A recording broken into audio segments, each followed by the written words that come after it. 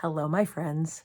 I just wanted to pop on here to say thank you so much to everyone who has subscribed to my channel in the last week or two since I set this up. I can't tell you what it means to know that we have a little community here of people who enjoy these textile arts or embroidery or slow stitching.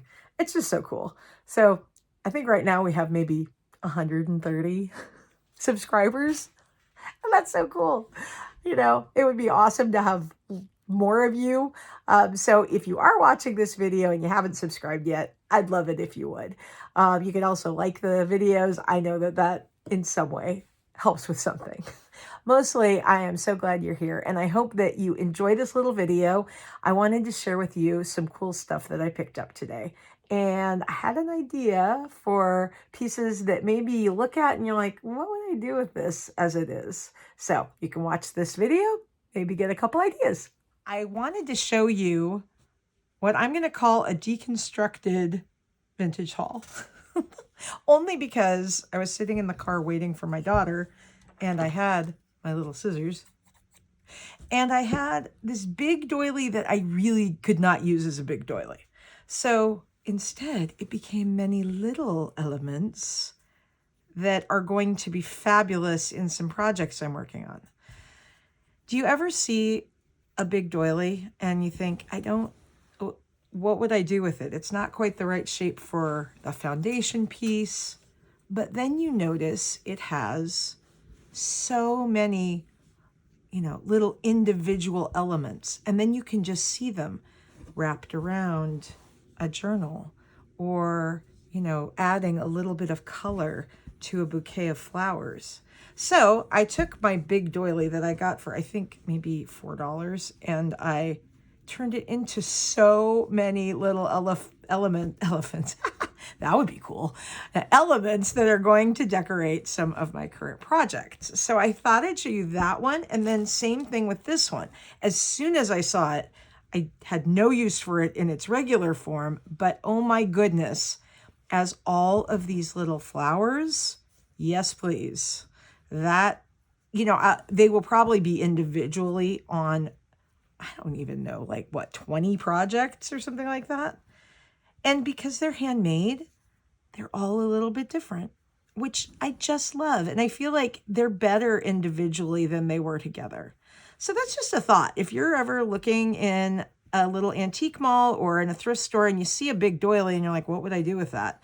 Just remember that one option is to liberate the various little parts if you can see yourself using them. Now, obviously, some linens you want to keep as they are and use the whole thing.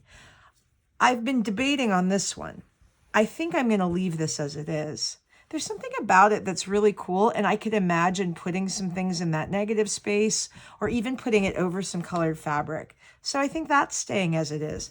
This one is staying as it is. Look at this work. Do you ever just feel like, I'm sure you do, because otherwise you wouldn't be here, you just feel like you're going around rescuing some old linens from oblivion. I mean, this is, who even knows when this was made? This is old. Has some staining, which of course I don't mind. Some of these things I wash by hand and I hang them out to dry outside. Some of them I don't, because I don't want to mess with kind of the look of them. So we'll see on this one. But I just thought this was really cool. I can see it as one part of a piece, maybe on a rectangular pillow. I might add to it. I might not. It's just cool how it is. And then I saw this tiny little doily as I walked in for $1. I really liked it. I am a sucker for these with the little swirly flowers in the center. They just look so cool to me. So that's going to obviously stay as it is. So, whether you decide to liberate the individual pieces of a giant doily and end up with 20 little elements, or just keep it as it is, both are, sometimes what's called for when you find some vintage linens. All right. So I wanted to also show you a little lace trim, 20 pieces, random, what does it say?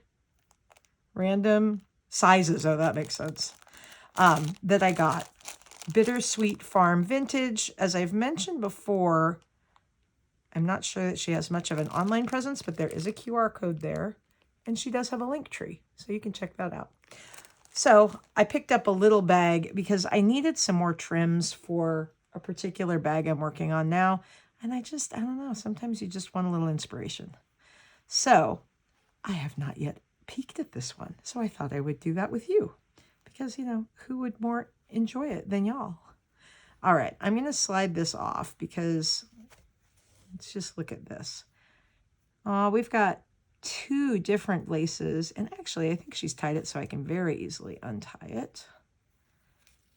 I love it when it's a little, it's so delicate. Look at that lace. Tiny little design. Oh, that'll be so pretty, whether I put it as a bookmark or just, add it as a detail. And then we've got this lace. So those are very pretty. All right, let's see what else we've got. Tiny little piece. These are so small and fun. All right, we've got that one. Oh my goodness, look at that one, how delicate that is. Oh, that's going to be so pretty. Just a piece of, I remember this kind of lace from, I think like from doll clothes and things like that when I was a kid. This one caught my eye because it had some gold in it. It's just kind of fun. I think it feels like sequins at the top there. It's kind of interesting. I actually like the reverse. I like all that stitching. That's kind of fun. Beautiful little piece of off-white lace like that. A little floral. Yeah, there's just a good little selection of all kinds of different laces. And I like that some of them are off-white and some of them are white. And this is a wider one. I really like what Christine has done. If you've been following the Roxy's Journal of Stitchery, Create and Craft with Christine, she did the most beautiful, she took all of her orts, like all her leftover threads, and just made a mat of them and then laid lace over it. And it is so cool and beautiful. I really loved that. But, now I'm thinking, other things you can do with lace. I like using them to maybe soften a look. This is kind of cool. That's interesting because this stitching here is inside the lace on both sides. I would think it would be a ribbon. This is a nice big wide piece. If you freed it from the gather here, then you could use it as a flat piece or you could have it like that. I saw this one lady who has vintage patterns, like, the outside of them where it has a watercolor of the design, and then she'll make out of fabric like the dress. It looks so cool. Another piece. Oh, I love that.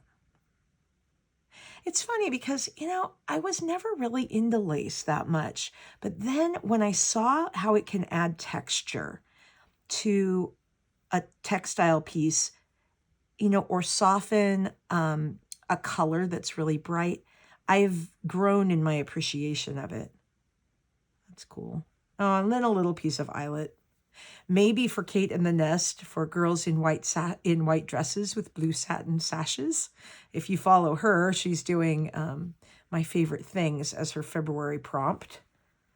That just reminds me of girls in white dresses. All of these things. I mean, goodness. Now I've got a whole little collection of things that could be used for that.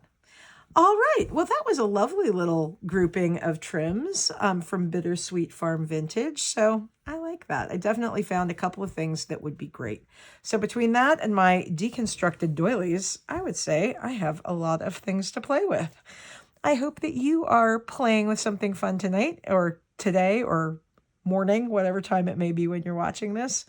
And I think I am going to go and see how I might use this. Talk to you soon.